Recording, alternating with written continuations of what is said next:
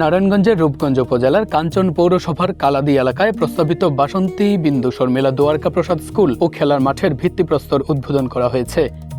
একই সঙ্গে শিক্ষা প্রতিষ্ঠান ও মাঠ নির্মাণের জন্য 103% জমি দান করা হয়েছে। বৃহস্পতিবার এক অনুষ্ঠানে ভিত্তিপ্রস্তর উদ্বোধন করেন নারায়ণগঞ্জ 1 আসনের সংসদ সদস্য মুস্তাফিজুর রহমান ভূঁইয়া দীপু। অনুষ্ঠানে নবারুণ জুট মিলস লিমিটেডের ব্যবস্থাপনা পরিচালক বিজয় কুমার মোদি রেজিস্ট্রির মাধ্যমে স্কুল ও খেলার মাঠের জন্য 103% জমি সংসদ সদস্য দীপু ভূঁইয়ার কাছে হস্তান্তর করেন। অনুষ্ঠানে উপজেলা নির্বাহী কর্মকর্তা সাইফুল ইসলাম জয়, আশিস কুমার মোদি সহ স্থানীয় গণ্যমান্য ব্যক্তি, শিক্ষার্থী ও অভিভাবকরা উপস্থিত ছিলেন।